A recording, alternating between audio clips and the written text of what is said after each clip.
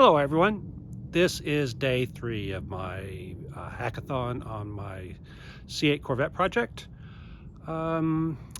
It's late in the day, it's like 4 o'clock or something like that. I would normally go on further, but I need some stuff, and of course it's Christmas Day, so hey, Merry Christmas. So every place is closed. So let me show you what I've been working on.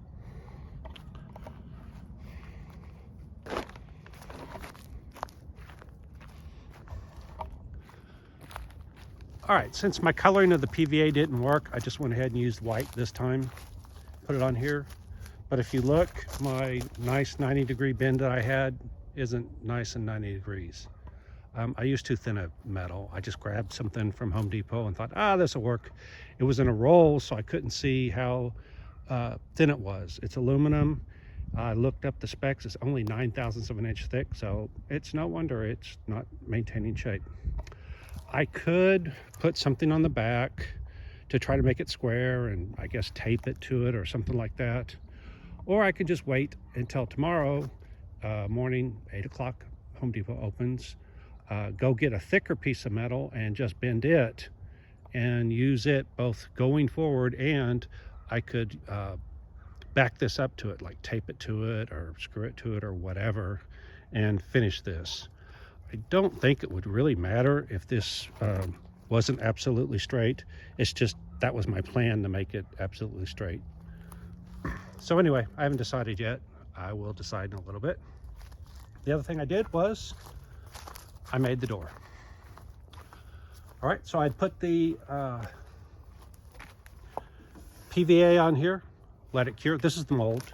That's how you can tell. A lot of times tooling gel is orange. It's tougher than and harder than normal gel coat. So anyway, that's what these molds are made of. I did not wax the mold this time. I was doing an experiment. So what I did was I put the PVA on, I let the PVA completely cure, and then I waxed the PVA. So my thought was that when I go to pull the part out of the mold, the PVA will stick to the mold and the part will separate from the PVA. That's not what happened at all. What actually happened was it was about equal. In some places it separated from the part. In other cases, the PVA separated from the mold. Now, I'm sure the mold still has wax on it because the last time I waxed it heavily 5 times like they recommend. So I'm sure there was wax on there, but obviously it's not heavy because it doesn't have a gloss surface. If it was waxed and heavy, it would have a gloss surface. Anyway, that lets me know that you don't have to wax it every time because, like I said, it literally just popped right off. Okay, that said, here's the part. Okay, so what you see there is, there's my part. There's my less than attractive pinkish, orangish, whatever that color is. And that is the purple one coat PVA that I used. So we're both going to see this at the same time. All right, so here's the PVA. As you can see, it actually formed a plastic sheet. Normally it wouldn't stay together this well, but it could be because it's the one coat, or it could be because I waxed it, not sure. But what the PVA does is it forms a film that keeps your part from sticking to the mold.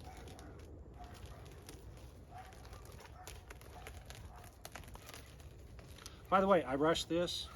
This has only been curing for a couple of hours. I should let it cure longer, but I'm too impatient. I'm on a schedule. If I'm going to finish this by the end of the year, I've got to be aggressive on my schedule. All right, pull this off. Because I knew I was going to use part of this and bond it to another section, I put extra material all the way around the edge. That'll make it easier to bond 2 pieces together if it's an end to an end. Of course, if I have to cut it, then that's not going to matter. So you can see that it's not bad. There's a spot right there.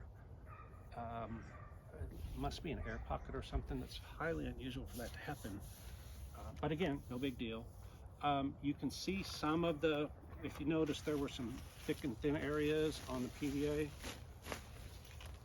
Oh, harder to tell now. Right here. Right there where I had some sags in the PVA. It never ran, but had some sags.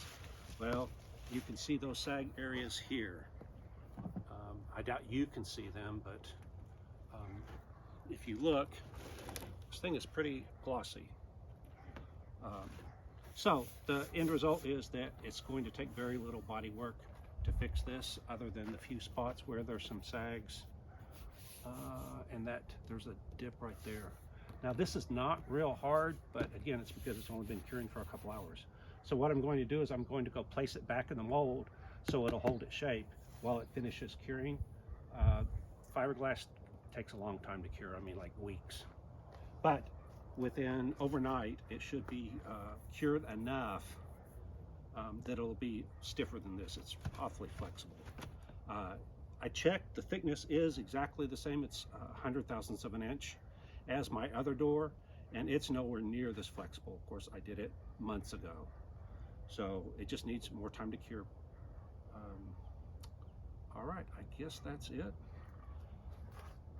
I can't think of anything else. I will debate on whether to do that. It's, I don't know, 5 o'clock, I think, something like that. So I could conceivably get another hour, which would be just enough time to put the fiberglass on there. It would cure overnight, and then tomorrow it would be cured. But I'm not going to have as nice of a piece as if I wait and go to Home Depot and redo that to where it's square like I want. I don't know, I'll decide. I'm leaning towards just going ahead and making a part, because that way tomorrow I can actually start mocking everything up, this door, extension, and get the passenger side finished enough so that you can get a better idea of what's going on. All right, well, that's it for now. So again, hope everybody has a Merry Christmas, and I will see you tomorrow.